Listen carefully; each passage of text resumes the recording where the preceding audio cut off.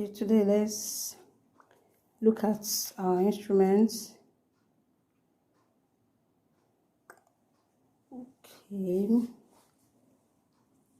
start here. This is Cokas. See the sharp edge. It has a hook-like structure here. In midwifery, it can be used to rupture membrane. And this is Babcock.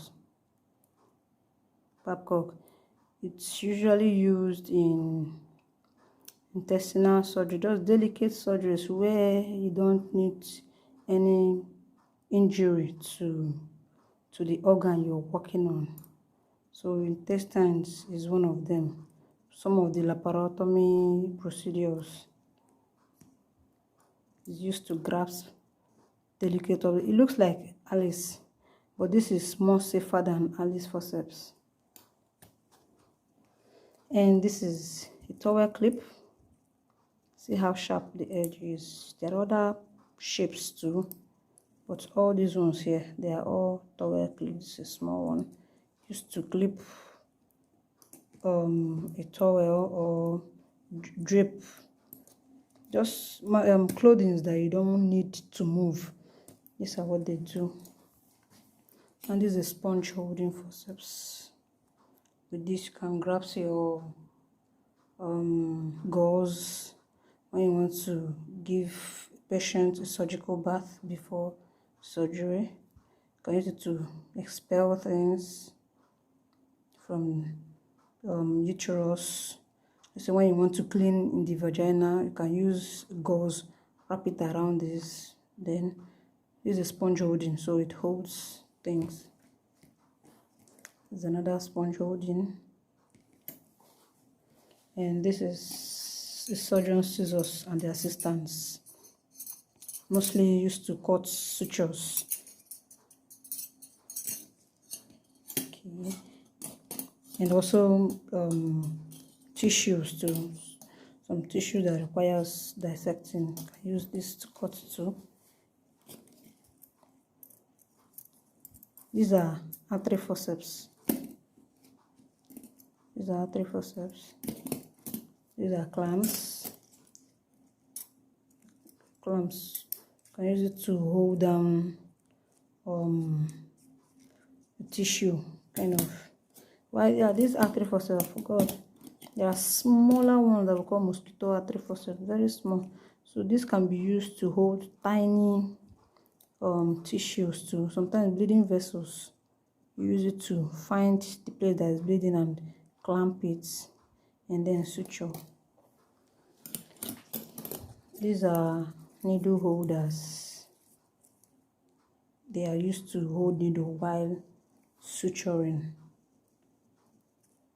And check the mouth, how it is. It's quite different from most clamps. Every other part of it is longer except the mouth, and the mouth here is short, and it usually has this groove. There's usually a groove, but this one has worn out. But check the one in the picture. This groove is no longer here, but check the one in the picture. Okay, this is a dissecting forceps. This is a non-tooth dissecting forceps. Look at it. There's no tooth. It's smooth. Used to hold tissues too. While this is the tooth dissecting forceps. These two are tooth dissecting forceps. This is why they are tooth dissecting forceps.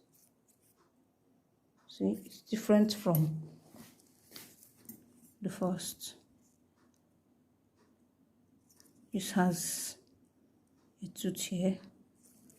This goes into this one, while this is flat.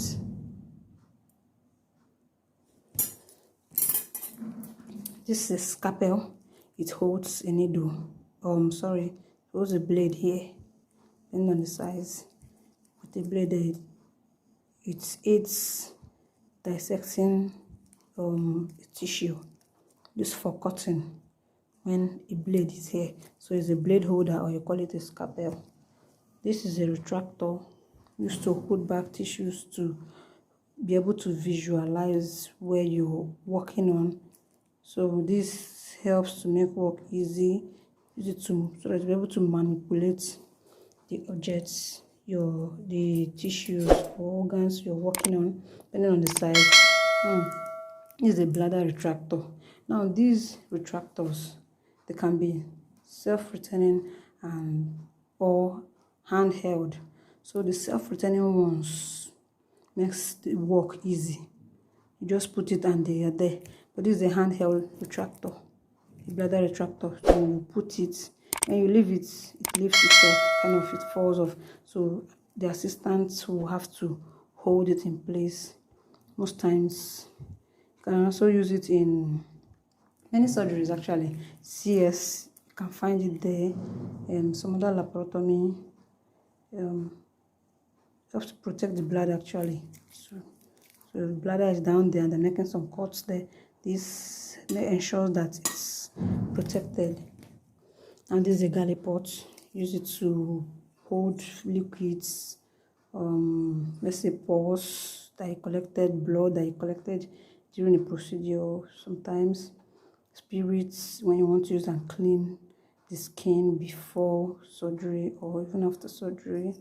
And some other solutions, Savlon and all that, even dressing too can also be used. Then this is a kidney dish. It can be used to carry some of these instruments during dressing, and it can bear the gauze, cotton, and some other things. It's called a kidney dish because it's kidney shaped.